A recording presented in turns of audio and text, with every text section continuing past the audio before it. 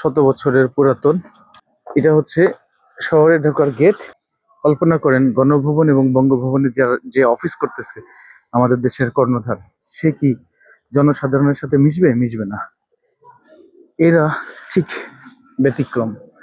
এই অসম্ভবটাকেই সম্ভব করেছেন তারা, যে জনসাধারণকে নিজের বাড়ির লোক, নিজের ভাই ব্রাদার মনে করে পাশেই অফিস করেন, এখানে কোনো সিকিউরিটির ব্যবস্থা রাখেন নাই।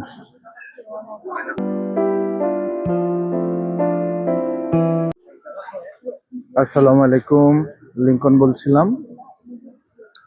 লুক্সেমবার্গ থেকে, ফ্রান্স থেকে।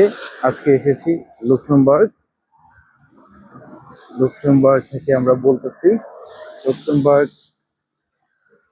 হচ্ছে লুক্সেমবার্গ দেশটির রাজধানী এবং বড় শহর।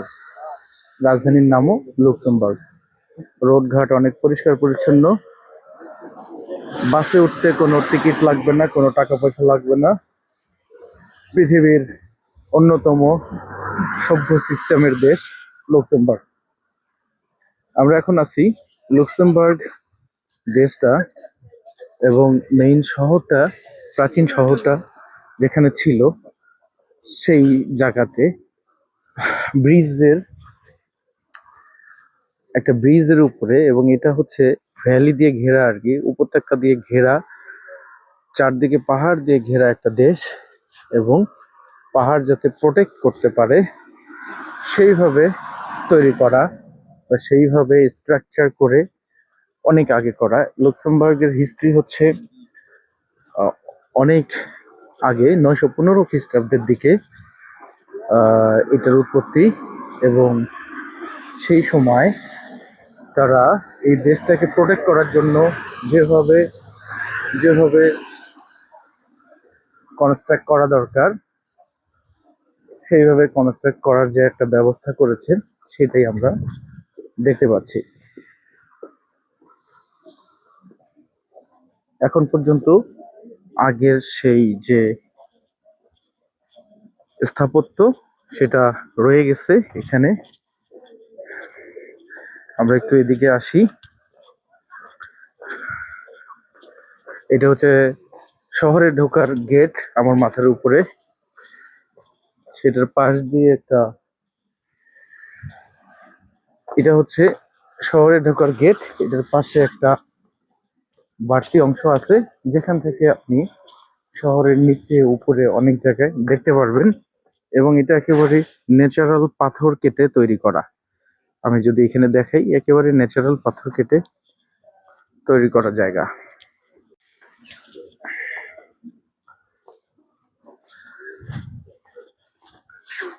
আমি তাহলে এই জায়গায় যাচ্ছি।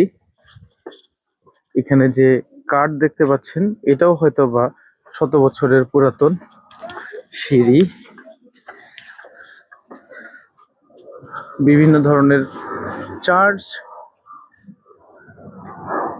এবং শহরের ভিতরে বর্তমান যেখানে প্রেসিডেন্ট বসেন, প্রেসিডেন্ট অথবা শহরের সর্বোচ্চ ক্ষমতাধর ব্যক্তি, তার অফিসটাও আমরা ভিজিট করতে পারি। সেটাতে কোনো বাড়াবাড়ি নাই। ওই দূরের 3টা মিনার দেখতেছেন, এটা হচ্ছে প্রেসিডেন্টের অফিস। এবং তার পিছনে আছে হচ্ছে এটার সবচেয়ে বড় যে চার্চ, সেইটা এই দেশের সবচেয়ে বড় চার্চ। লুক্সেমবার্গ শহরে, অর্থাৎ লুক্সেমবার্গের রাজধানীতে, মানে এই শহরটাতে বর্তমানে বাস করে 70,000 লোক। এবং এখানে ছুটির দিনে প্রচুর ভিড় হয়। বিভিন্ন দেশ থেকে অনেকে আসে, সে বড় বড় ব্র্যান্ডের প্রোডাক্ট গুলো কিনে নিয়ে যায়। এবং এখানে বেশ একটা সবসময় আমোদ ফুর্তি একটা ভাব, ঈদ ঈদ একটা আমেজ থাকে। বিভিন্ন জায়গায় সবাই যেন ছবি তোলার একটা প্রতিযোগিতায় মেতে গেছে। শহরের যে আগের স্থাপত্য, আগের যে সমস্ত স্ট্রাকচার ছিল, সেসবকে না ভেঙে সেটার সাথে তারা আধুনিকায়নের সমন্বয় ঘটিয়েছে।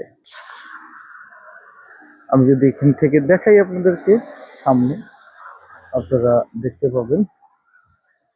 এবং এগুলো ছিল এই রোডের নিচে, এই শহরের নিচে প্রাচীন দুর্গ, যেখানে 5,000 অশ্ব আরোহী, 5,000 ঘোড়ায় চড়া লোক এট এ টাইম নিচ দিয়ে দৌড়াইতে পারবে অথবা নিচে থাকতে পারবে। এই শহরের নিচটা একটা দুর্গম দুর্গ, যেটা ভেদ করা অন্য দেশ জাতির জন্য মুশকিল ছিল। পাহাড় থেকে যে পানি পড়তেছে, সেই পানি নিষ্কাশনের যে ব্যবস্থাটা একেবারে প্রাচীন যেরকম ব্যবস্থা ছিল সেটাই রয়েছে এখানে। সেটাকে তারা সুন্দরভাবে সিস্টেম ওয়াইজ আস্তে আস্তে আধুনিকায়ন করেছে। আমরা এখন যদি বাম দিয়ে চলে যাই, আমরা দেখতে পারবো শহরের নিচে যে আন্ডারগ্রাউন্ড, লুক্সেমবার্গ সিটি আন্ডারগ্রাউন্ড বলে, এখানে ইংরেজিতেও লেখা আছে ডিসকভার দ্য এথনিক, এই যে আন্ডারগ্রাউন্ড সিটি। সেই আন্ডারগ্রাউন্ড সিটিতে আপনি ঢুকবেন, বা শহরের নিচে যে আন্ডারগ্রাউন্ড, সেটার দরজাটা এটা হচ্ছে আন্ডারগ্রাউন্ড। আগের শহরের নিচে যে আন্ডারগ্রাউন্ড ছিল। আর এখন শহরের যে মেইন গেট, এটা হচ্ছে শহরে ঢোকার দরজা। লুক্সেমবার্গ শহরে এখন পর্যন্ত এই 1000 বছর আগের যে গেট, ওই গেটটা ওইরকমই রাখা আছে কালের সাক্ষী হিসাবে। সত্যি সুন্দর। আমরা চেষ্টা করলে আসলে আমরাও পারি। আমাদের দেশের কুমিল্লার ময়নামতি, রাজশাহীতে নওগাঁতে পাহাড়পুর, সেগুলো কিন্তু কম না কোনো দিক থেকে। আমরা কেন পারি না এটা আমরা জানি না। ওই যে দূরে দেখেন, দূরে ব্রিজ দেখতে পাচ্ছেন। আমি একটু রাস্তাটা পার হই, ট্রেন যাচ্ছে একটা। এবং শহর এক্সটেনশন করার জন্য ওনারা যেটা করছেন, দূরে দেখেন বড় বড় বিল্ডিং, মতিঝিলের মতো, ইয়ের মতো, আর একটা পাহাড়ের মধ্যে। এখন আগের শহরগুলো তো অনেক পুরাতন, এবং সেগুলোতে তারা অফিস আদালত করছিলেন। এখন তো জনসংখ্যার ক্রমবর্ধমান চাহিদা এবং তাদের কাজের সুবিধার্থে তারা আবার এটাকে এক্সটেনশন করছেন। খুবই পরিষ্কার পরিচ্ছন্ন জায়গা, পরিষ্কার পরিচ্ছন্ন শহর। আমি তাহলে শহরের গেট দিয়ে ঢুকলাম। আমি এই যে মেইন গেট, সিটিতে ঢোকার মেইন গেট, এটা দিয়ে ঢুকলাম। ঢুকে আপনাদেরকে আস্তে আস্তে ভিতরে দেখাবো।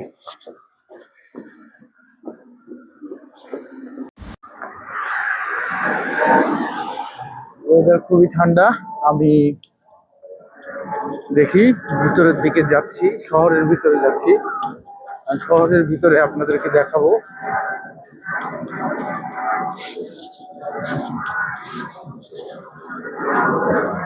পাহাড়ের উপরে যাচ্ছি। পাহাড় বলেন, টিলা বলেন, অনেক বড় বড় পাহাড়ের তুলনায় এটা কিছুই না। এই যে এটা হচ্ছে শহরের নিচে যে একটা আন্ডারগ্রাউন্ড সিটি ছিল, শহরকে রক্ষা করার জন্য মাটির নিচে আরেকটা সিটি, তাদের শহরটা দোতলা তিনতলা বলতে পারেন। তো সেটার গেট নিচে দেখবেন সারি সারি গাড়ি খুব সুন্দরভাবে রাখা আছে, যত্রতত্র ছড়ানো ছিটানো কিছু নাই। এবং নিচ থেকে উপরে ওঠার জন্য স্লোপ করা আছে। আর এই যে প্রাচীর, সেটা আগে যেরকম ছিল এখনো সেরকমই রয়েছে। দেখি এখানে একটা গ্রিলের মতো আছে। এই যে রাস্তা, নিচ থেকে রাস্তা উপরে উঠে আসছে, দেখেন স্লব একটা আছে। আমি এখন এদিকে যাচ্ছি। ক্রিসমাসের আনন্দে সারা শহর আনন্দিত। সমস্ত জায়গা ক্রিসমাসকে উপভোগ করার জন্য খুব আনন্দমুখর পরিবেশ চলতেছে, এবং সব জায়গায় কেনাকাটার একটা মহা সমারোহ। এই শহর খুবই পরিষ্কার পরিচ্ছন্ন। ছুটির দিনে সবাই অ্যালকোহল গ্রহণ করার পাশাপাশি গল্প করবে, গুজব করবে, এটা এদের কালচার।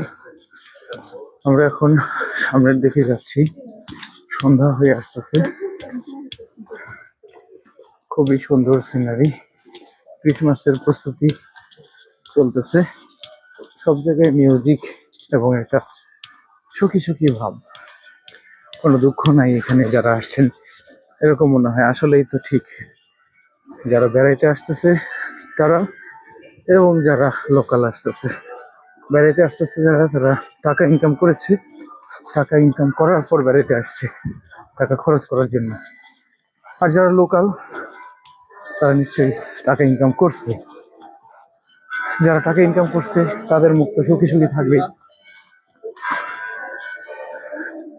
সামনে দুইটা মন্দিরের মতো মিনার দেখা যাচ্ছে পৃথিবীদের।